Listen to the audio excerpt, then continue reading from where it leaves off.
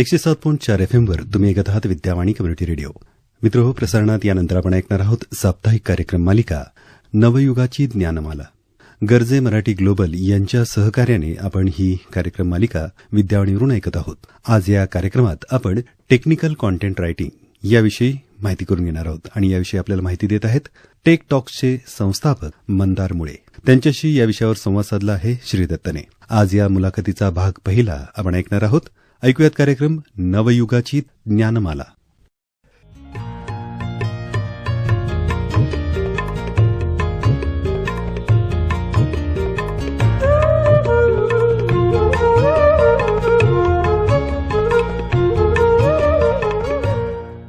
श्रोते हो, नमस्कार.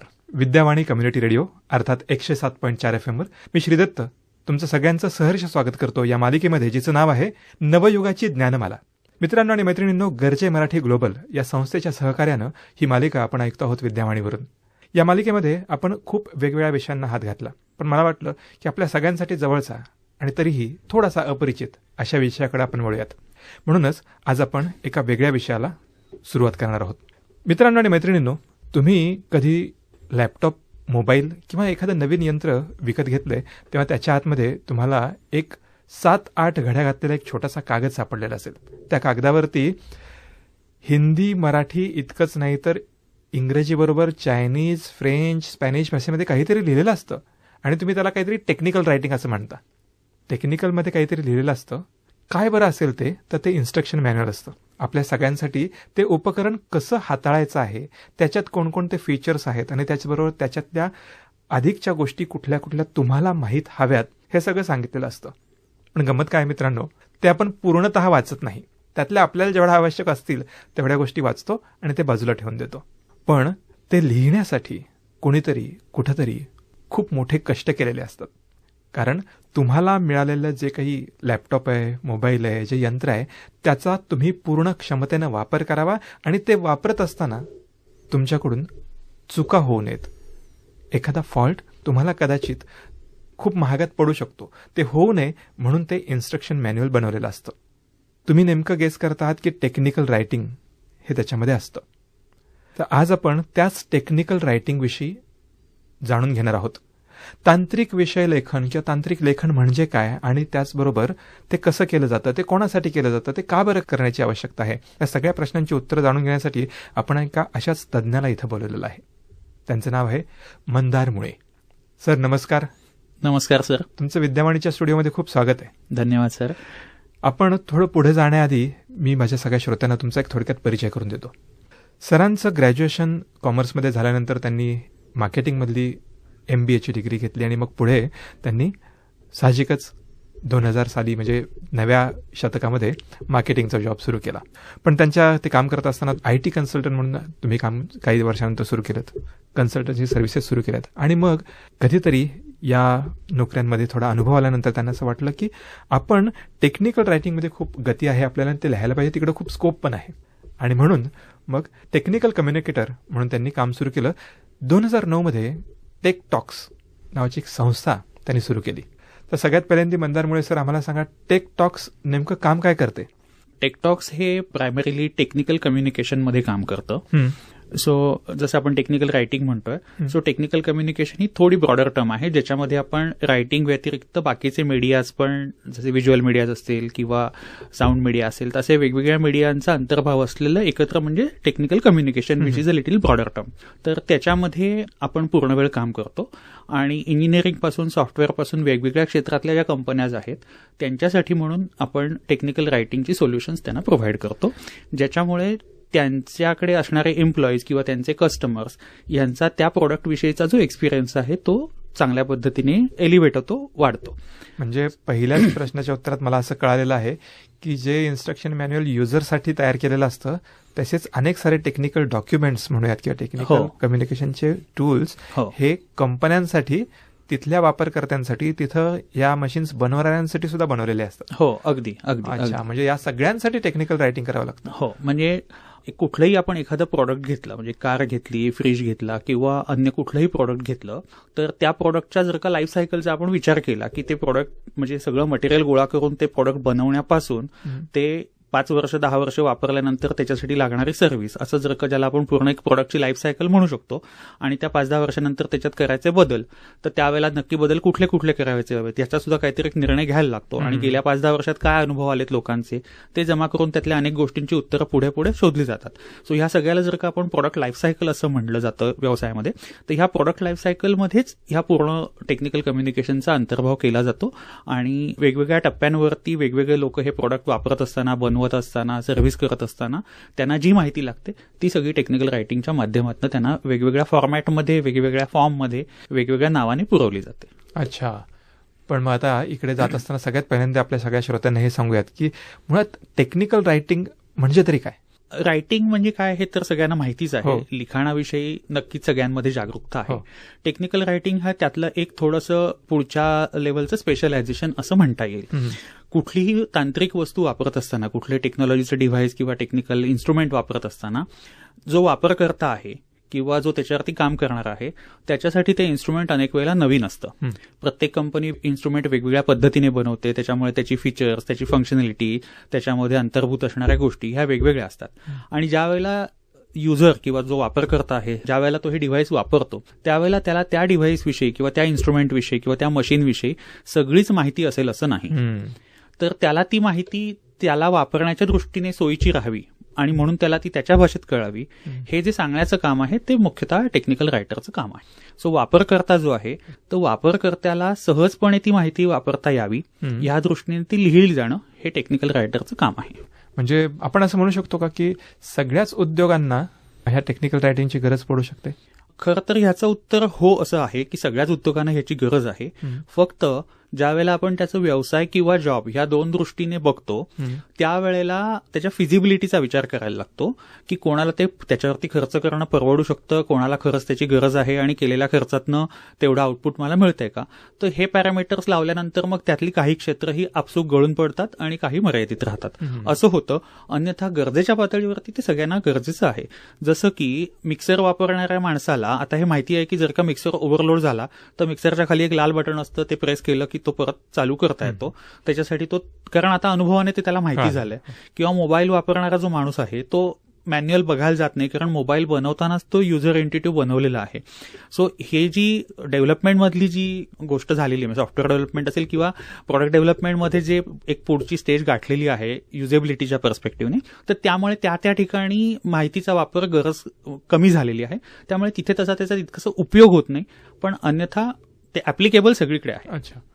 आपण असं बघतो की साधा कॉन्टेंट रायटर करणारे पण खूप सारे लोक आहेत. पण साधा आपण जो कॉन्टेंट लिहितो आणि टेक्निकल कॉन्टेंट आहे या रायटिंगमध्ये फरक आहे का? हो, कॉन्टेंट रायटिंग आणि टेक्निकल रायटिंग असे जर का दोन आपण भाग केले तर त्याच्यामध्ये मूलभूत फरक असा आहे की टेक्निकल रायटर हा प्रामुख्याने फक्त टेक्निकल गोष्टींविषयीच लिहितो. म्हणजे टेक्निकल डिव्हायसेस किंवा इन्स्ट्रुमेंट कशी वापरावीत किंवा टेक्निकल सॉफ्टवेअर असेल एखादं की ज्याच्यामध्ये काहीतरी टेक्नॉलॉजी इन्व्हॉल्ड आहे किंवा कॉम्प्लेक्स प्रोसेसेस इन्व्हॉल्ड आहेत, तर त्या कशा वापराव्यात हे जेव्हा सांगायला लागतं त्यावेळेला टेक्निकल रायटर त्याच्यामध्ये इन्व्हॉल्व असतो.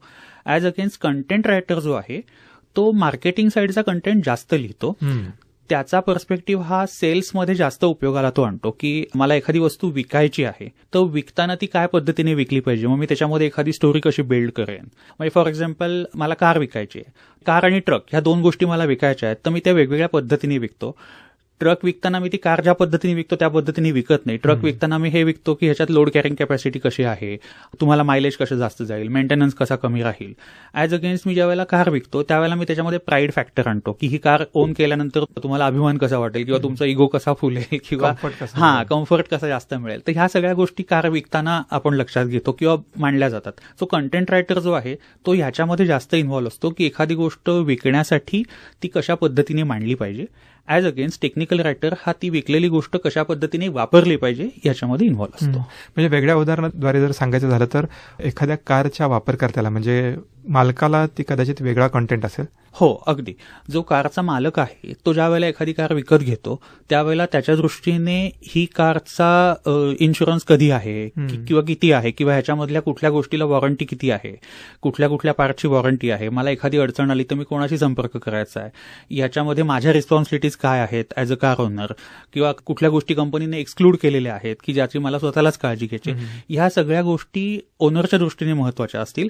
ॲज अगेन्स्ट ड्रायव्हरला हे महत्वाचं असेल की ही कार बंद पडली तर मी कोणाला संपर्क करायचा किंवा एखाद्या डॅशबोर्डवरती मला सिग्नल आला किंवा एरर कोड आला तर तो मी कसा अटेंड करायचा आहे हे ड्रायव्हरला त्या दृष्टीने महत्वाचं आहे. सो तिथे सुद्धा माहितीचं वर्गीकरण जे आहे, सेग्रिगेशन जे आहे ते तिथे करण्याची गरज असते आणि त्या पद्धतीने ते केलं जातं की या माहितीचा वापर कोण करणार आहे, त्याची टास्क काय काय आहेत, त्याची कामं काय काय आहेत. सो त्याच्या कामासंबंधी जी माहिती गरजेची आहे ती त्याला त्या फॉर्मॅटमध्ये सांगितली जाते. आणि मला वाटतं म्हणूनच त्या कारच्या सर्व्हिस स्टेशनमध्ये वेगळं आणि कार बनवणाऱ्यांच्याकडे वेगळ्या मॅन्युअल किंवा वेगळ्या कंटेंट लिहिलेला असतो. नक्कीच. तुम्ही अतिशय छान उदाहरणांसह आम्हाला सांगतात. श्रोते हो, नवयुगाची ज्ञानमाला या कार्यक्रम मालिकेमध्ये टेक्निकल कम्युनिकेटर आणि टेकटॉक्सचे फाउंडर मंदार मुळे आपल्याशी संवाद साधतायत आणि त्यांनी आता सांगितलं की टेक्निकल रायटिंग म्हणजे वापरकर्त्यांसाठी सूचनावजा किंवा त्यांना अधिक माहिती मिळावी यासाठी लिहिलेलं एखादा डॉक्युमेंट. पण सर, आता जेव्हा काळ बदलतोय ते आता मी म्हणतो की रायटिंग किंवा लिखित असं डॉक्युमेंट आहे, पण हे दरवेळेस लिखितच असेल असं काही नाही. आता खूप सारे आम्ही व्हिडिओज बघतो की जे आम्हाला वापरकर्त्यांना म्हणजे एंड युजरला ते असतात. गेल्या काही वर्षांमध्ये म्हणजे साधारणतः 5 ते 8 वर्षांमध्ये व्हिडिओचा वापर खूप मोठ्या प्रमाणावरती वाढलाय आणि त्याला कारणही तितकीच पुरेशी आहेत. एकतर व्हिडिओ बनवण्याची टूल्स, व्हिडिओ बनवणाऱ्यांची संख्या याच्यामध्येही बदल झालाय. दुसरी गोष्ट अशी आहे की व्हिडिओमध्ये व्हिज्युअल प्रेझेंटेशन असल्यामुळे मला समजायला ते अधिक सोपं जातं. म्हणजे 3 पानं वाचण्यापेक्षा 1 मिनिट ऐकणं मला जास्त सोयीचं असतं आणि मला ते जास्त अधिक कळतं कारण समोर मला दिसतं ही चित्र त्या वस्तूचं. तर त्यामुळे व्हिडिओचा वापर जो आहे तो खूप मोठ्या प्रमाणावरती वाढलाय आणि ॲज अ टेक्निकल रायटर आमचं जे काम आहे त्याच्यामध्येही त्या पद्धतीचे बदल झालेत. म्हणजे पहिल्यांदा असं होतं की ज्यावेळेला मला डॉक्युमेंट पब्लिश करायचं असतं, अजूनही डॉक्युमेंटेशन आहेच गरजेचं आणि लोक करतात ते, कारण त्याला काही लिगल पर्स्पेक्टिव्ह पण आहेत जे मशीन बरोबर निगडीत आहेत, त्यामुळे किंवा अनेक गोष्टींशी ते निगडीत आहेत. त्याच्यामुळे मॅन्युअलचा वापर आजही होतो. फक्त वापरकर्त्याच्या दृष्टीने विचार केला तर व्हिडिओ जास्त सोयीचे असतात म्हणून तो जास्त व्हिडिओ वापरतो. पण याच्यामध्ये टेक्निकल रायटर म्हणून जर का बघायला गेलं तर पहिल्यांदा अख्खं डॉक्युमेंट लिहिलं जायचं. आता मशीन किंवा जे इक्विपमेंट आहे ते तेवढंच समजून घ्यायला लागतं. फक्त आता स्क्रिप्ट लिहिली जाते आणि मग त्या स्क्रिप्टचं पुढे व्हिडिओमध्ये रूपांतर होतं. अच्छा. पण मग तुमचं जे बॅकग्राऊंड आहे खरं तर ते कॉमर्समधून मग MBA वगैरे असं केलं, तुम्ही तर इंजिनियर नाही आहात. पण मग अनेक साऱ्या वेळेला ह्या तांत्रिक लेखनामध्ये अशा कोणत्या स्किल्सची किंवा असा कोणती कौशल्य आहेत की जी आत्मसात करणं गरजेचं आहे? याच्यामध्ये 3-4 प्रकारची कौशल्य लागतात.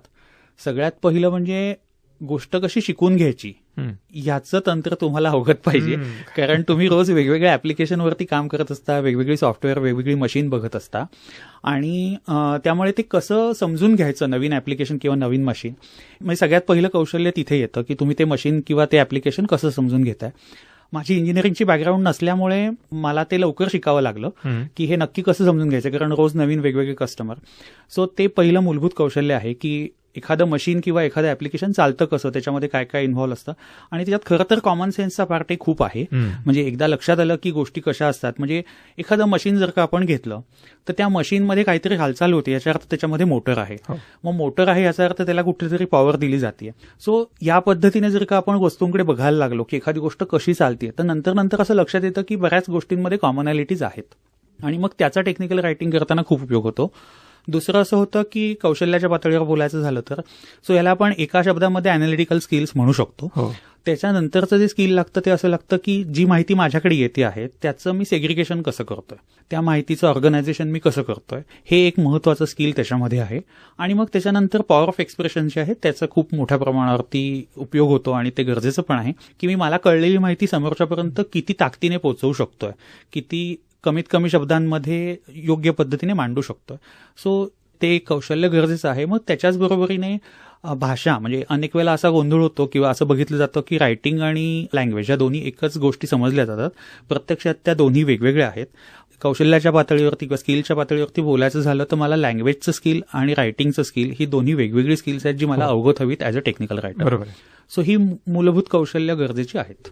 खरं म्हणजे मग याच्या पुढे जाऊन आपल्याला एखाद्या कुठल्या तरी विषयात स्पेशलायझेशन देखील गरजेचं आहे का? म्हणजे समजा कारचं टेक्निकल रायटिंग करणारा माणूस तो टेलिव्हिजनचं नाही करत आहे, तो फ्रीजचं नाही करू शकत, असं काही आहे का स्पेशलायझेशन? स्पेशलायझेशनची गरज नाहीये.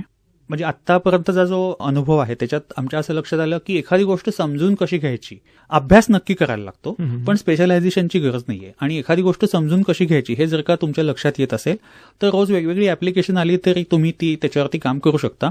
कारण ज्यावेळेला तुम्ही टेक्निकल रायटिंग करत असता त्यावेळेला तुम्ही जे कोणीतरी तयार केलंय त्याविषयी लिहित असता. हो. तुम्ही नव्याने ती वस्तू तयार करणं अपेक्षित नाहीये. सो कोणीतरी तयार केलेलं आहे, म्हणजे ज्याला सोप्या भाषेमध्ये ऍप्लिकेशन लेअर म्हणतात, तो तुम्हाला कळला पाहिजे की एखादी गोष्ट कशी वापरायची आहे ह्याच्यावरती फोकस केला तर टेक्निकल रायटिंग नक्कीच करता येतं. पण नो डाऊट अनेक कॉम्प्लेक्स ऍप्लिकेशन्स किंवा मशीन्स किंवा गोष्टी असतात. मेडिकल डिव्हायसेस असतील तर मेडिकल डिव्हायसेस, आता स्कॅनिंग मशीन असेल किंवा एक्सरेचं मशीन असेल तर एक्सरेचं मशीन ज्या वेळेला आम्ही समजून घेतोय त्यावेळेला टेक्निकली एक्सरे मशीनमध्ये काय काय पार्ट्स आहेत किंवा कसं ऍक्च्युली त्याचा फोटो काढला जातो आणि ते कसं मांडलं जातं किंवा कसं त्याचं आउटपुट निघतं, हे सगळं जितकं मला समजणं गरजेचं आहे तितकंच डॉक्टरला किंवा तिथल्या टेक्निशियनला त्यातनं काय आउटपुट अपेक्षित आहे आणि त्याला ते कसं कम्युनिकेट करायचं हेही कळणं मला गरजेचं आहे. तो त्यामुळे अनेक वेळेला इंजिनिअरिंग बरोबरच डोमेनचाही अभ्यास करायला लागतो आणि मग त्यातनं गोष्टी मांडता येतात. पण तो ऍप्लिकेशन लेअरला करायला लागतो, इंजिनिअरिंग लेअरला नाही करायला लागत. श्रोते हो, नवयुगाची ज्ञानमाला या कार्यक्रम मालिकेमध्ये मंदार मुळे सर आपल्याला सांगतायत की टेक्निकल रायटिंग म्हणजे नेमकं काय आणि त्याच्यासाठी आपल्याला कुठलं कौशल्य आपल्या सोबत असायला लागेल. सर, मला थोडंसं पुढे जाऊन तुम्हाला असं विचारायचं की अलीकडच्या काळात आपण जर बघितलं की प्रत्येक उद्योगात, प्रत्येक क्षेत्रामध्ये हळूहळू आर्टिफिशियल इंटेलिजन्सचा शिरकाव होतोय. तर ऑटोमेशनच्या आणि डिजिटल युगामध्ये ही गोष्ट अनिवार्य आहे. तर टेक्निकल रायटिंगमध्ये देखील आपल्याला एआयचा उपयोग होईल का किंवा होतोय का?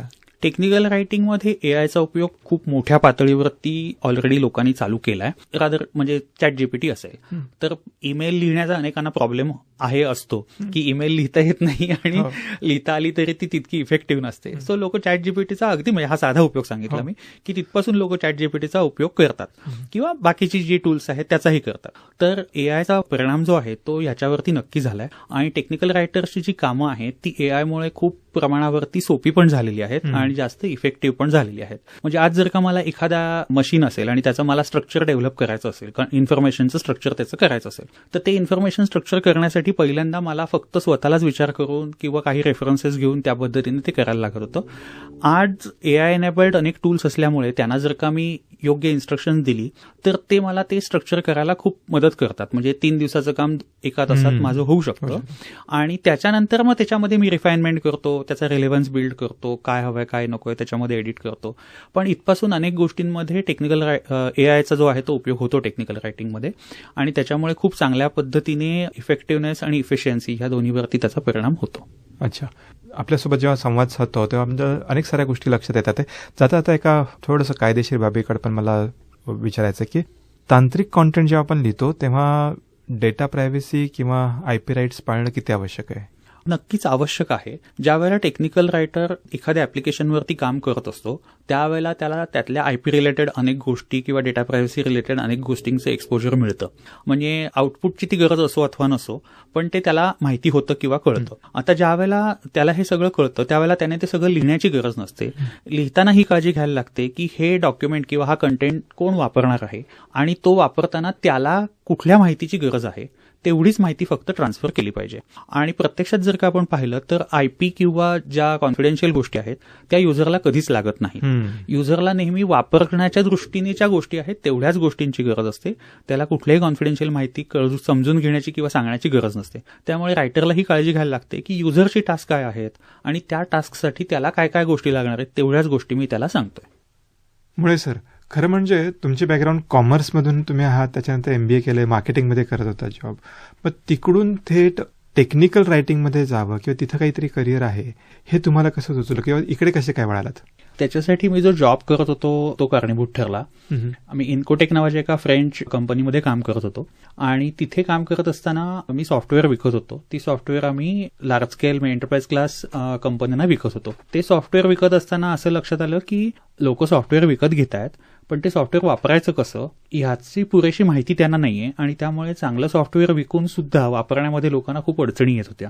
मग त्यावेळेला असं लक्षात आलं की ठीक आहे, त्यांना आपल्याला काहीतरी माहिती लिहून द्यायला पाहिजे इन टर्म्स ऑफ मॅन्युअल ज्याला आपण म्हणतो. तर त्याच्यासाठी म्हणून मग आम्ही काही टेक्निकल रायटर्स हायर केले आणि ज्यावेळेला आम्ही ते टेक्निकल रायटर हायर केले त्यावेळेला असं लक्षात आलं की त्यांनाही बिझनेसची बाजू माहिती नाही. म्हणजे नक्की वापरणारा जो आहे त्याला काय माहिती हवी आहे आणि सॉफ्टवेअर नक्की कसं चालतं आणि त्या सॉफ्टवेअरची टेक्निकल बाजू, फंक्शनल बाजू ह्या सगळ्या गोष्टी त्याला पुरेशा पद्धतीने समजून घेता नाही आल्या. अच्छा. मग त्यानंतर त्यातले काही प्रयोग मी स्वतः करून पाहिले आणि तेव्हा माझ्या असं लक्षात आलं की ही गरज खूपच लोकांना आहे, खूपच ठिकाणी आहे. म्हणजे इंजिनिअरिंग प्रोडक्ट्सपासून ते सॉफ्टवेअरपर्यंत अनेकांना ती गरज आहे आणि लोक खूप चांगली चांगली प्रोडक्ट्स बनवत आहेत, वेगवेगळी फीचर्स फंक्शनॅलिटी देऊन ती प्रोडक्ट बनवत आहेत, पण वापर करणाऱ्याला हे कळत नाहीये की हे कशी वापर करावी आणि कशा पद्धतीने ते उपयोगात आणावं.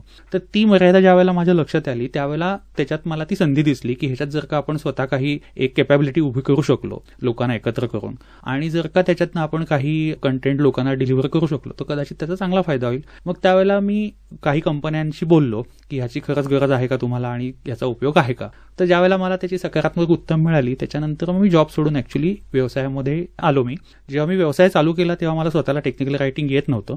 मग मी पहिला कस्टमर ज्यावेळेला मिळाला त्या कस्टमर बरोबरच मी ते सगळं शिकलो आणि मग त्या पद्धतीने ऍक्च्युली डिलिव्हर करायला सुरुवात केली. मला अनेक लोकांनी ह्याच्यामध्ये खूप चांगल्या पद्धतीने मदत केली. सुदैवाने अनेक चांगले लोक सुरुवातीच्या काळात भेटले, म्हणजे आत्ताही भेटतात पण सुरुवातीच्या काळातही भेटले, त्यामुळे व्यवसाय उभं करायला चांगली मदत झाली. ही गोष्ट 2009ची जेव्हा तुम्ही टेकटॉक्स सुरू केला. 2010 मध्ये साधारणतः हे चालू झालं आणि पहिले 1-1.5 वर्ष मी पूर्ण वेळ घरातनंच करत होतो, कारण मला स्वतःला खात्री नव्हती आणि खर्च करण्याची क्षमता नव्हती, म्हणजे भांडवली गुंतवणुकीची तेवढी क्षमता नव्हती. त्यामुळे पहिल्यांदा 1-1.5 वर्ष घरातनं चालू केलं, काही फ्रीलान्सर्स नाही हायर केलं. मग लक्षात असं आलं की जर का खरंच आपल्याला लोकांना ही सर्व्हिस द्यायची असेल आणि खरंच त्याच्यात क्वालिटी आणि व्हॅल्यू डिलिव्हर करायची असेल तर आपल्याला एक स्वतःची मेथड उभी केली पाहिजे, कॅपॅबिलिटी उभी केली पाहिजे. आणि मग त्यावेळेला ऍक्च्युली बाहेर पडून जागा घेऊन माणसं घेऊन असं ते सगळं चालू केलं आणि त्याचा फायदा झाला. त्याच्यामुळेच कस्टमर आले, कस्टमरनाही याची गरज होतीच आणि या पद्धतीने देणारं म्हणजे जो माणूस डॉक्युमेंट पण देतोय, व्हिडिओ पण देतोय आणि लर्निंग कंटेंट पण देतोय, एसओपी पण देतोय, असं सगळं त्यांना एकाच छत्राखाली मिळणारी सर्व्हिस कुणी देत नव्हतं, ती आपण द्यायला सुरुवात केली. त्यामुळे कंपन्यांनाही त्याचा खूप चांगल्या पद्धतीने फायदा झाला आणि अनेक कंपन्यांनी हे पहिल्यांदाच आउटसोर्स करायला सुरुवात केली आणि मग ते थोडं लाईफस्टाईल सेलिंग झालं. म्हणजे की एकदा आउटसोर्स केल्यानंतर जेव्हा त्यांना कळलं की आउटसोर्स केल्यानंतर मला काम करून मिळतंय, त्यावेळेला मग आत्ताचे जे कस्टमर आहेत, जे 8-8 वर्ष 10-10 वर्ष कस्टमर आहेत, त्यांनी असा निर्णय घेतला की आपण इनहाऊस करायचंच नाही, हे यांनाच आउटसोर्स करायचं. मग त्या पद्धतीने पार्टनरिंग करून त्याच्यामध्ये वाढ करता आली व्यवसायामध्ये. मुळे सर, तुमच्याकडून खूप सारी माहिती हवी. खरं टेक्निकल रायटिंग हे क्षेत्र आमच्यासाठी थोडंसं नवीन आहे. सावित्रीबाई फुले पुणे विद्यापीठात शिकणारे अनेक सारे विद्यार्थी आहेत की त्यांच्यासाठी देखील हे क्षेत्र नवीन आहे. पण मला वाटतं की याच्यात संधी खूप मोठ्या आहेत आणि येत्या काळामध्ये खूप साऱ्या संधी या क्षेत्रामध्ये अधिक उपलब्ध होतील. म्हणूनच मला वाटतं की वेळेची मर्यादा पाहता आज आपण इथे थांबूयात, पण तुमच्याबरोबर सुरू असलेली ही जी चर्चा आहे ही आपण उद्याच्या भागात देखील अशीच कंटिन्यू करूयात. नक्की सर. आज तुम्ही इथे आलात आणि आमच्या सगळ्या श्रोत्यांना जी माहिती दिलीत त्याबद्दल मनपूर्वक धन्यवाद. धन्यवाद सर, तुम्ही बोलवलात आणि बोलण्याची संधी दिलीत त्याबद्दल तुमचे आणि पुणे विद्यापीठाचे धन्यवाद. श्रोते हो, नवयुगाची ज्ञानमाला या कार्यक्रमालिकेच्या उद्याच्या भागामध्ये तांत्रिक लेखन याविषयी अधिक माहिती आपण मंदार मुळे सरांच्याकडून घेणार आहोतच. पण मी तुर्तास इथेच थांबतो, आपला निरोप घेतो. धन्यवाद, नमस्कार.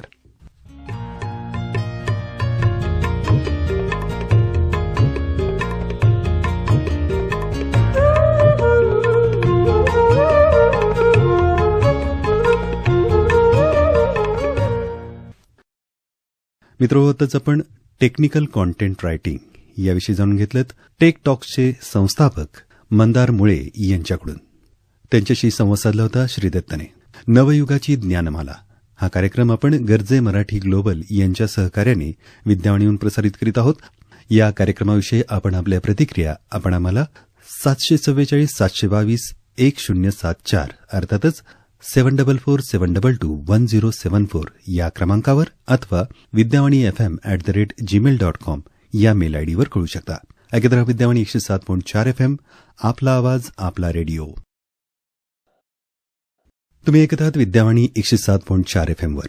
मित्रो, प्रसारणात यानंतर आपण ऐकणार आहोत कार्यक्रम नवयुगाची ज्ञानमाला. हा कार्यक्रम आपण गरजे मराठी ग्लोबल यांच्या सहकार्याने प्रसारित करीत आहोत. या कार्यक्रमात काल आपण टेक्निकल कॉन्टेंट रायटिंग या विषयावर टेक टॉक्सचे संस्थापक मंदार मुळे यांच्या मुलाखतीचा भाग पहिला ऐकला होता. आज आपण त्यांच्याकडून टेक्निकल कॉन्टेंट रायटिंग या क्षेत्रात असणाऱ्या विविध संधींविषयी जाणून घेणार आहोत.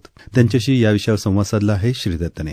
ऐकूयात कार्यक्रम नवयुगाची ज्ञानमाला.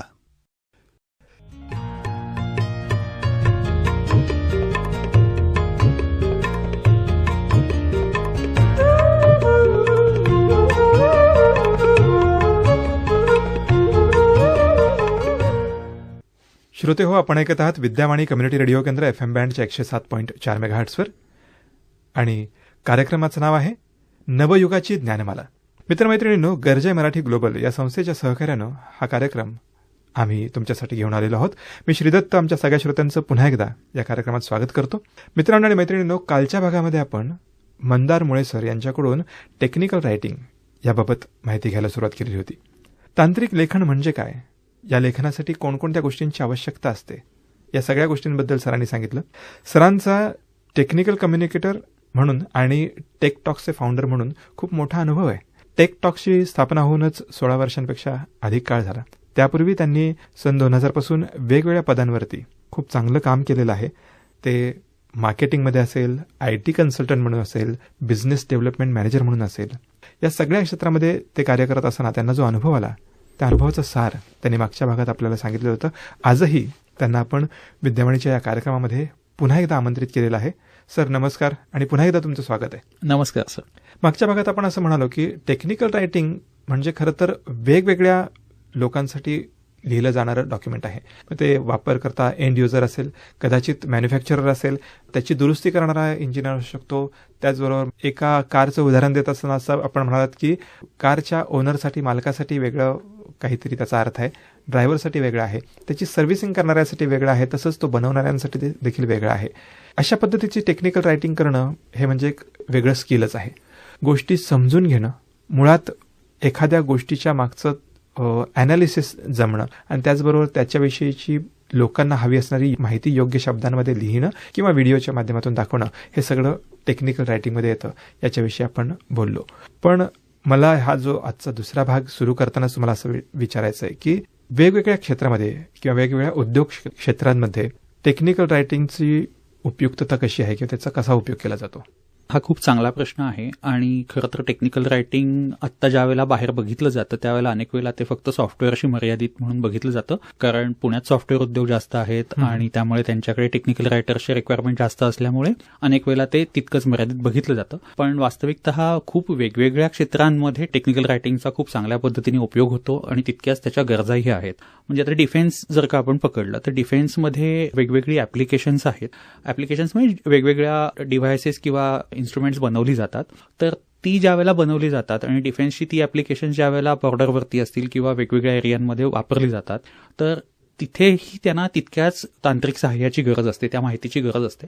त्यामुळे तिथे एक टेक्निकल रायटिंगचं खूप मोठ्या प्रमाणावरती ॲप्लिकेशन आहे. आणि ते जसं डॉक्युमेंटच्या स्वरूपात आहे तसंच व्हिडिओच्या स्वरूपातही आहे. ऑटोमोबाईल क्षेत्र पकडलं आपण तर भारतापुरता जरी विचार केला तरी भारतामध्ये ऑटोमोबाईल क्षेत्र खूप मोठ्या प्रमाणावरती आहे. आता अनेक वेळेला कंपन्यांमध्ये अशा समस्या असतात की आपण एखाद्याला ट्रेन करतोय, म्हणजे तो जाणारच आहे, ट्रेनिंग झाल्यानंतर कुठेतरी मला चांगली संधी मिळते म्हणून मी जाणार आहे. सो आपण ट्रेन करतोय ते दुसऱ्यासाठी ट्रेन करतोय ह्या मानसिकतेतच अनेक वेळेला कंपन्या ट्रेनिंग देत असतात. आणि होतं असं की किती वेळा ट्रेनिंग करत राहायचं आणि किती वेळेला त्याच्यासाठी लागणारा वेळ, पैसा, मनुष्यबळ हे सगळं मार्गी लावायला लागतं. आणि त्यानंतरही कस्टमर तर थांबत नाही, त्याला तर सर्व्हिस देणं आलंच. सो त्यामुळे लोक सोडून जातात आणि लोक सोडून गेल्यानंतर सर्व्हिस कशी द्यायची नवीन आलेल्या माणसाकडनं, ती तितक्याच दर्जाची सर्व्हिस कस्टमरला कशी प्रोव्हाइड करायची, हा एक कंपन्यांसमोर मोठा चॅलेंज आहे. आणि ऑटोमोबाईलमध्ये व्हॉल्यूम ड्रिव्हन बिझनेस असल्यामुळे तिथे तो खूप मोठ्या प्रमाणावरती लक्षातही येतो.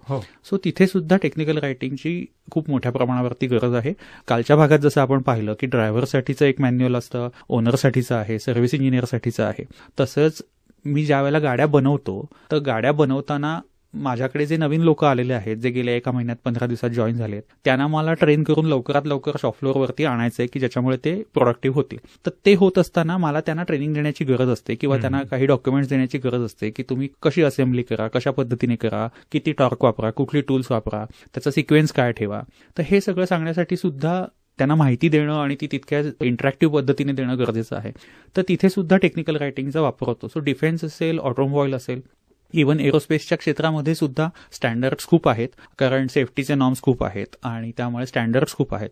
सो तिथे सुद्धा खूप मोठ्या प्रमाणावरती वापर होतो. सॉफ्टवेअर किंवा IT जे क्षेत्र आहे तिथेही वापर होतो, कारण सॉफ्टवेअर बनवणारे जे लोक आहेत ते डेव्हलपमेंट ही टेक्निकल प्रोसेस आहे. पण सॉफ्टवेअर बनवून झाल्यानंतर आज कुठलंच सॉफ्टवेअर स्वतंत्रपणे चालत नाही, त्याला कुठल्या ना कुठल्या इंटिग्रेशनची गरज असते. सो ते इंटिग्रेट करत असताना कशा पद्धतीने इंटिग्रेट करावं, डेटा एक्सचेंज कसा फॅसिलिटेट करावा, याच्यासाठीची डॉक्युमेंट्स बनवावी लागतात, ज्याला API डॉक्युमेंटेशन म्हणतात. सो तिथे मोठ्या प्रमाणावरती लोकांची गरज असते. म्हणजे सॉफ्टवेअर बनवून झालं, ते इंटिग्रेट करून झालं आणि आता मी ते युजरला दिलं. वापरणारा जो युजर आहे तो टिपिकल बिझनेस युजर आहे, जो त्याच्या कामासाठी म्हणून सॉफ्टवेअर वापरतोय आणि अनेक वेळेला ते सॉफ्टवेअर त्याने स्वतः विकत घेतलेलं नाही, कंपनीने घेतलेलं आहे, पण त्याच्याकडे ते आलेलं आहे वापरण्यासाठी. तर ते ज्यावेळेला त्याच्याकडे येत आहे त्यावेळेला त्याला ते कसं वापरायचं ह्याची खूप क्युरिओसिटी असेलच असं नाही, कारण त्याच्याकडे कामाचं प्रेशर आहे. सो त्याला ते पटकन वापरता यावं, अडॉप्ट पटकन करता यावं, ह्याच्यासाठी सुद्धा खूप वेगवेगळ्या प्रकारची माहिती त्याला लागते की त्याने ते कसं वापरावं त्याच्या रोलसाठी. सो त्यामुळे सॉफ्टवेअरमध्ये सुद्धा खूप मोठ्या प्रमाणावरती टेक्निकल रायटिंगच्या संधी आहेत. त्यानंतर मॅन्युफॅक्चरिंगचा जर का आपण विचार केला, मॅन्युफॅक्चरिंगमध्ये सुद्धा टेक्नॉलॉजीचा जो वापर वाढलेला आहे आणि तिथे मल्टिपल टेक्नॉलॉजीज वापरल्या जातात. म्हणजे रोबोटिक्स पासून ते इन्स्ट्रुमेंटेशन पासून अनेक मेकॅनिकल इंजिनिअरिंग मधल्या सुद्धा अनेक ऍडव्हान्स गोष्टी आहेत. या सगळ्यांचा जिथे वापर होतो, हायटेक इंजिनिअरिंगचा जिथे वापर होतो, त्यातनं जी प्रोडक्ट्स तयार होतात ती वापरणारे जे लोक आहेत ते पुन्हा बिझनेस युजर्सच आहेत. किंवा ते टेक्निकल युजर जरी असले तरी त्यांना त्याची सगळी माहिती असते असं नाही. म्हणजे अगदी साधं उदाहरण द्यायचं झालं तर मी JCBचा लोडर वापरतोय आणि मी एका डॅमवरती काम करतोय. आता डॅमची साईट ही साहजिकच शहरापासून खूप लांब आहे. मी तिथे काम करतोय आणि तो माझं JCBचं जे यंत्र आहे ते बिघडलंय. आता ते बिघडलेलं यंत्र जर का मला दुरुस्त करायचं असेल आणि मी JCBकडे कंप्लेंट केली की मशीन बिघडलंय आणि तुम्ही या, तर त्यांचा जर का येण्याचा कालावधी 2 दिवसाचा असेल तर 2 दिवस मी माझं सगळं काम थांबवायचं का? तर त्याच वेळेला जर का माझ्याकडे एखादं बेसिक डॉक्युमेंट असेल की ज्याच्यातनं आलेला प्रॉब्लेम कसा सोडवायचा हे मला कोणीतरी सांगितलं असेल किंवा माझ्याकडे व्हिडिओ असेल, तर मी साईटवरती सुद्धा तो प्रॉब्लेम माझा सॉल्व्ह करू शकतो. हे सगळ्या ठिकाणी सर्व काळ शक्य नाही याची पूर्ण जाणीव आहे, पण मॅक्सिमम ठिकाणी असं लक्षात येतं की जर का लोकांना आपण एम्पॉवर केलं तर लोक त्यांचे प्रॉब्लेम एका मर्यादेपर्यंत नक्की सोडवू शकतात. त्यातनं कंपनीचा वेळ वाचतो, पैसाही वाचतो आणि मुख्य म्हणजे काम अडत नाही, काम चालू राहतं. सो त्यामुळे अशा ठिकाणी सुद्धा इंजिनिअरिंग आणि मॅन्युफॅक्चरिंग सेक्टरमध्ये सुद्धा मोठ्या प्रमाणावरती याचा वापर म्हणजे डॉक्युमेंटेशनचा किंवा टेक्निकल कॉन्टेंटची गरज आहे. सो अशी विविध क्षेत्र आहेत आणि अनेक नवीन नवीन क्षेत्र उदयाला येत आहेत की जिथे टेक्निकल रायटिंगची गरज आहे. म्हणजे अगदी अप्लायन्सेसचं जरी घेतलं, कन्झ्युमर अप्लायन्सेस जी आहेत ज्याच्यामध्ये अनेक वेळेला जी कन्झ्युमर अप्लायन्सेस जी आहेत ती इंट्युटिव्ह आहेत, म्हणजे लोकांना वापर कसा करायचा माहिती आहे. वॉशिंग मशीन कसं वापरावं ह्याच्या ट्रेनिंगची गरज नाही आता. घरातल्या गृहिणीला किंवा माणसाला माहिती की कसं वापरायचं, पण ते दुरुस्त कसं करायचं तर त्याच्यासाठी जो सर्व्हिस इंजिनियर येतो तो घरी आल्यानंतर जर का शोधत बसला की ह्याच्यात नक्की काय प्रॉब्लेम आहे मलाच कळत नाहीये, तर आपण काय म्हणू की अरे काय तू सर्व्हिस इंजिनियर तुलाच माहित नाहीये. सो त्यावेळेला त्याला मदत करण्यासाठी जर का एखादं डॉक्युमेंट असेल की ज्याच्यातनं तो सिम्पटम्स वरून हे ओळखेल की नक्की ह्या मशीनमध्ये काय बिघडलंय आणि तो पटकन ते बदलून जाईल, किंवा येण्याच्या आधी जर का त्याने 4 प्रश्न विचारले की मशीनमध्ये हा लाईट लागलाय का, हा आवाज येतोय का, तर त्याच्यावरून तो ते गेस करू शकतो की ज्या अर्थी हा आवाज येतोय त्या अर्थी त्याचा हा बेल्ट गेलेला आहे आणि तो मला बदलायचा आहे. तुम्ही जातानाच तो घेऊन जातो. सो 2 व्हिजिटच्या ऐवजी एका व्हिजिटमध्ये माझं काम होतं आणि तिथे कस्टमरलाही क्वालिटी मिळते सर्व्हिसमध्ये, कंपनीचा वेळ आणि पैसा वाचतो, कस्टमरलाही मशीन लवकर अवेलेबल होतो. सो एकूण ब्रँड अप्रिसिएशन पण होतं की अरे या कंपनीच्या माणसाला आणि त्याने पटकन मला मशीन दुरुस्त करून दिलं. सो कंपनीला लॉंग टर्ममध्ये त्याचा फायदा आहे. त्यामुळे अनेक वेगवेगळ्या क्षेत्रांमध्ये टेक्निकल रायटिंगचा वापर आहे. थोडी क्रिएटिव्हिटी कुठे दाखवायला पाहिजे आपल्याला की कशा पद्धतीने वापर करता येईल आणि कशा पद्धतीने मी व्हॅल्यू जनरेट करू शकेन याचा ऍक्च्युली विचार केला पाहिजे. खरंच तुम्ही म्हणताय ते अतिशय खरं आहे, कारण क्रिएटिव्ह पद्धतीने जर एखाद्या गोष्ट नेमकेपणाने शिक्षण मिळालं, ज्याला प्रशिक्षण म्हणूयात, जर मिळालं तर प्रत्येक गोष्टीमध्ये आपण आपला वेळ, पैसा आणि वाचू शकू आणि क्वालिटी काम आपण देऊ शकू. सगळ्याच मॅन्युफॅक्चरिंग असो किंवा सर्व्हिस इंडस्ट्री असो, इथे या ठिकाणी टेक्निकल रायटिंगची गरज खूप मोठ्या प्रमाणावरती असं दिसतंय. श्रोतेहो, नवयुगाची ज्ञानमाला या कार्यक्रम मालिकेमध्ये मंदार मुळे सरांनी वेगवेगळ्या क्षेत्रामध्ये टेक्निकल रायटिंगची गरज आणि त्याची उपयुक्तता आपल्याला नुकतीच सांगितलेली आहे. सर, पुढे जात असताना मला तुम्हाला असं विचारायचं आहे की टेक्निकल रायटिंगच्या क्षेत्रामध्ये करिअर करत असताना मला वाटतं संधी आता खूप आहेत, तर तिकडे कुठल्या विद्यार्थ्यांनी फ्रेशर्सना जर या क्षेत्रात यायचं असेल तर ते किती सोपं आहे आणि त्याच्यासाठीची मूलभूत कौशल्य कोणती आहेत? मागच्या भागात आपण म्हटलंच की थोडं अॅनालिटिकल स्किल पाहिजे, थोडंसं लेखनाची नाडी पण पाहिजे, बरोबर? काय सांगाल? खरं बघायला गेलं तर आत्ताच्या काळामध्ये माहितीची उपलब्धता हा प्रॉब्लेम नाहीये. म्हणजे इंटरनेटवरती व्हिडिओजमध्ये सुद्धा वेगवेगळ्या प्रकारची सगळीच माहिती थोड्या बहुत प्रमाणात उपलब्ध आहे. टेक्निकल रायटरचं मुख्य काम असं आहे की उपलब्ध माहितीतला नेमकेपणा आणणं की ज्याच्यामुळे ती माहिती वापरणाऱ्याला उपयुक्त राहील, ती युजेबल राहील. सो तो नेमकेपणा आणण्यासाठीची जी कौशल्य आहेत ती महत्वाची कौशल्य आहेत. आणि काल जसं आपण बोललो की अॅनालिटिकल स्किल्स असतील, पॉवर ऑफ एक्सप्रेशन असेल, लँग्वेज आणि रायटिंग मधली कमांड असेल, म्हणजे भाषेमधलं प्रभुत्व आणि लिहिण्याचं प्रभुत्व, या दोन्ही वेगवेगळ्या कौशल्य आहेत, ती आत्मसात केली तर टेक्निकल रायटर याचा टेक्निकल रायटर म्हणून बिझनेस किंवा नोकरीचा विचार केला तर नक्कीच त्याच्यामध्ये प्रगती करता येऊ शकते. आणि त्याच्याबरोबर जसे आता अनेक ठिकाणी बदल झालेत तसे टेक्निकल रायटिंगमध्ये खूप मोठ्या प्रमाणावरती गेल्या 5 ते 10 वर्षामध्ये बदल झालेले आहेत. व्हिडिओचा वापर खूप वाढलेला आहे. तर मी जर का व्यवसाय करत असेल तर मी फक्त डॉक्युमेंट लिहून देतो आणि व्हिडिओ तुम्ही दुसऱ्याकडनं बनवून घ्या असं होत नाही. कस्टमरला असंच एक्सपेक्ट असतं की तुम्ही मला फायनल आउटपुट आणून द्या, मधल्या स्टेप्स ज्या आहेत त्या तुम्हाला हँडल करायला लागतात. तर त्यामुळे जर का टेक्निकल रायटिंग येत असेल तर मला हेही बघायला पाहिजे की मला याचा कोणीतरी व्हिडिओ बनवून देणारा माझ्याबरोबर आहे का, किंवा मी तसा माणूस हायर करू शकतो का की जो मला अॅनिमेटेड व्हिडिओ किंवा ऍक्च्युअल शूट करूनचे व्हिडिओज करून मी मग ते लिहिलेलं जे आहे त्या पद्धतीने त्याचा व्हॉइस ओव्हर जनरेट करून त्याचा व्हिडिओ बनवून कस्टमरला देऊ शकतो का. सो अशा पद्धतीची व्हिडिओची सुद्धा व्हिज्युअल्स किंवा ग्राफिक्स मधली जी एक्सपर्टीज आहे ती सुद्धा या क्षेत्रामध्ये तितकीच लागते. आणि सॉफ्टवेअरच्या बाजूला जर का विचार केला तर सॉफ्टवेअरच्या बाजूला सुद्धा मला सॉफ्टवेअरची ऍप्लिकेशन समजली पाहिजेत. मला बिझनेस जर का समजत असेल त्याच्याबरोबर, फॉर एक्झाम्पल मी ERP साठीचं डॉक्युमेंट लिहितोय तर मला ERP लिहिताना जर का मला मॅन्युफॅक्चरिंगमध्ये नक्की काय प्रोसेसेस इन्व्हॉल्ड आहेत किंवा मॅन्युफॅक्चरिंग कशा पद्धतीने चालतं हे जर का मी शिकून घेतलं तर ज्यावेळेला मी ERPचं एखादं डॉक्युमेंट लिहितो त्यावेळेला मी ते अधिक परिणामकारकतेने लिहू शकतो. युजरला ज्या गोष्टी लाल बटन दाबल्यानंतर बंद होतं आणि हिरवं दाबल्यानंतर चालू होतं हे तर सगळ्यांनाच माहिती आहे कुठल्याही गोष्टीतलं, पण मग हिरवं बटन केव्हा दाबायचं केव्हा नाही दाबायचं, लाल बटन केव्हा दाबायचं केव्हा नाही दाबायचं ह्याची माहिती टेक्निकल रायटरने देणं हे टेक्निकल रायटरचं खरं काम आहे. म्हणजे ज्या ऑब्व्हियस गोष्टी आहेत त्या कव्हर न करता ज्या नॉन ऑब्व्हियस गोष्टी आहेत वेगवेगळ्या सिनॅरिओजमध्ये ज्या होतात त्याच्याविषयीची माहिती लिहिणं हेही टेक्निकल रायटरचं काम आहे. आणि त्यामुळे त्या दृष्टीने ही जी सगळी कौशल्य आता आपण पाहिली ती कौशल्य असतील तर नक्कीच प्रगतीच्या भरपूर संधी आजही उपलब्ध आहेत. संधी तर खूप उपलब्ध आहेत सर, पण तुमचा अनुभव जर पाहिला तर तुम्ही अनेक वर्ष या क्षेत्रामध्ये काम करत आहात. तर आता आपण सांगतो आहोत की टेक्निकल रायटर म्हणून आपण काम सुरू करू शकतो, पण मग जेव्हा एखाद्याला नोकरी करायची आहे टेक्निकल रायटर म्हणून तर तिथं काही पुढची पद्धती देखील आहेत की वेगळ्या टप्प्यावरती काम करता येतं का टेक्निकल रायटर हेच याच एका. त्याच्यामध्ये प्रगतीच्या खूप संधी आहेत. ज्यावेळेला आपण स्पेसिफिकली जॉबचा विचार करतो त्यावेळेला बहुतेक ठिकाणी असा सिनारिओ असतो की कंपन्यांनी टेक्निकल कंटेंट मॅनेज करण्यासाठी, कारण माहिती खूप मोठ्या प्रमाणावरती निर्माण होते तर ती माहिती तितक्याच परिणामकारकतेने सांभाळायला पण लागते, मॅनेज पण करायला लागते. सो त्याच्या मॅनेजमेंटसाठी म्हणून कंटेंट मॅनेजमेंटची अनेक टूल्स आहेत आणि ती जी टूल्स आहेत ती टूल्स तुम्हाला वापरता यायला पाहिजेत. सो अशी सुद्धा एक गरज मोठ्या प्रमाणावरती असते कंपन्यांची, कारण टूल्सवरती ट्रेन करायला तेवढा वेळ नसतो. सो कंपन्या असं बघतात की जर का तुम्हाला टेक्निकल रायटिंग येतंय आणि ते रायटिंग लिहिण्यासाठी तुम्हाला एखादं टूल पण येते ज्याच्यातून तुम्ही ते एक्सप्रेस सगळं करणार आहात किंवा मॅनेज करणार आहात, तर ह्या दोन्हीची गरज असेल तर संधी आहेत. आणि प्रगतीच्या संधी जर का त्यातल्या बघायच्या झाल्या म्हणजे ह्या जॉब मिळण्यासाठीच्या गरजा आहेत. जॉब मिळाल्यानंतर त्याच्यामध्ये अनेक वेगवेगळ्या संधी आहेत. म्हणजे तुम्ही इन्फॉर्मेशन आर्किटेक्ट म्हणून पण काम करू शकता.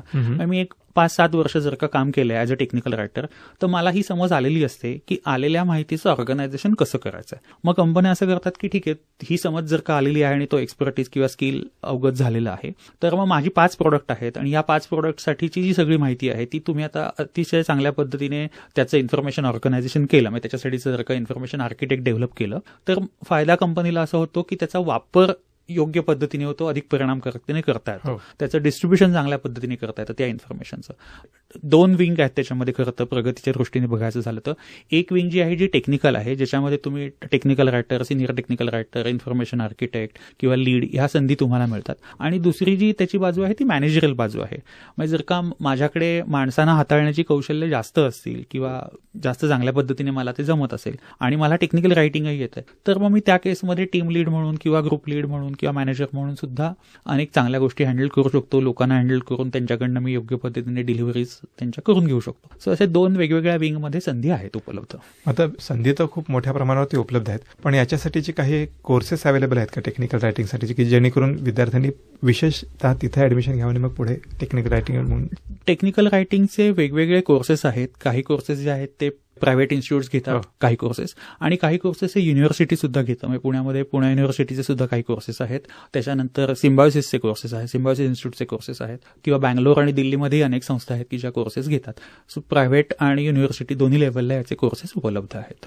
सर आता संधी उपलब्ध आहेत, कोर्सेस पण उपलब्ध आहेत, मला तिकडे जायचं खरं आहे, पण अलीकडच्या काळामध्ये तुम्ही जर पाहिलं की गेल्या 1-1.5 वर्षामध्ये सगळ्यांनाच भीती वाटत असते की आर्टिफिशियल इंटेलिजन्समुळे या क्षेत्रातल्या नोकऱ्या कमी होतील का.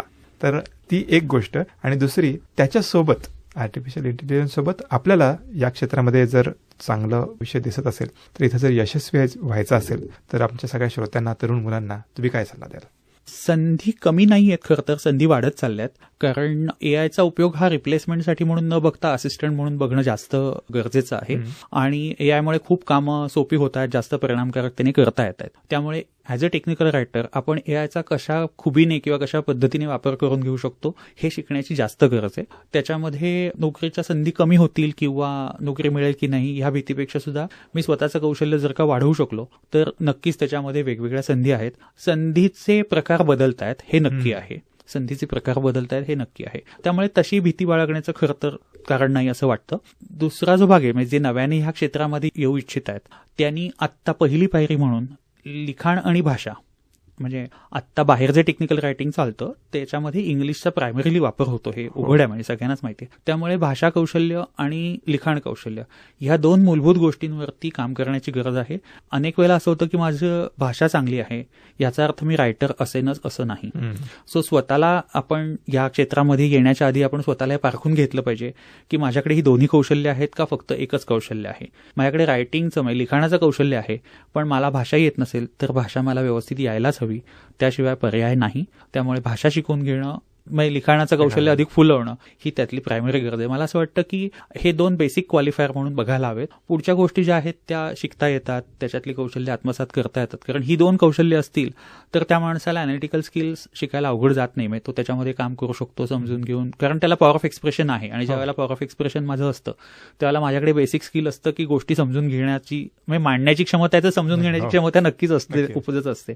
त्यामुळे बाकीची कौशल्य जी आहेत ती कमी अधिक सरावाने किंवा अभ्यास करून कष्ट घेऊन शिकता येतात, त्याची अडचण नाही. पण ही दोन मूलभूत कौशल्य हवीत.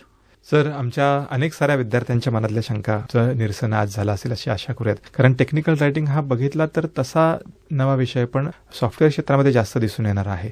पण तुम्ही जे आम्हाला माहिती सांगितलीत की सगळ्याच उद्योगांमध्ये, बहुतांश उद्योगांमध्ये टेक्निकल रायटिंगची गरज आणि वेगवेगळ्या पातळीवरती याची सगळी गरज आहे. तर आमचे अनेक सारे विद्यार्थी या क्षेत्राकडे वळतील आणि या क्षेत्रातलं त्यांचं भविष्य अधिक उज्ज्वल करतील. आज तुम्ही विद्यावाणीच्या स्टुडिओमध्ये आलात आणि नवयुगाची ज्ञानमाला या कार्यक्रम मालिकेच्या माध्यमातून आमच्या अनेक तरुण श्रोत्यांना टेक्निकल रायटिंग याबद्दल माहिती दिलीत, त्याबद्दल मनपूर्वक धन्यवाद. आणि विद्यावाणीच्या परिवाराकडून आणि सर्व श्रोत्यांकडून तुमच्या पुढील सर्व कार्यांना आणि तुमच्या सगळ्या व्हेंचर्सना आम्ही शुभेच्छा देतो आणि आज आपला निरोप घेतो. धन्यवाद. धन्यवाद सर, तुम्ही मला इथे बोलवलं त्याबद्दल मी विद्यावाणी, पुणे युनिव्हर्सिटी आणि GMG या सर्वांचे आभार मानतो. धन्यवाद.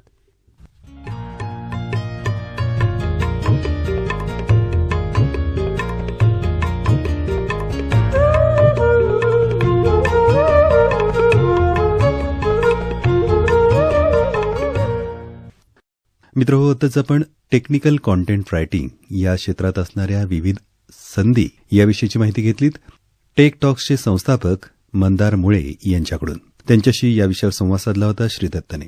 नवयुगाची ज्ञानमाला हा कार्यक्रम आपण गर्जे मराठी ग्लोबल यांच्या सहकार्याने विद्यावाणीहून प्रसारित केला.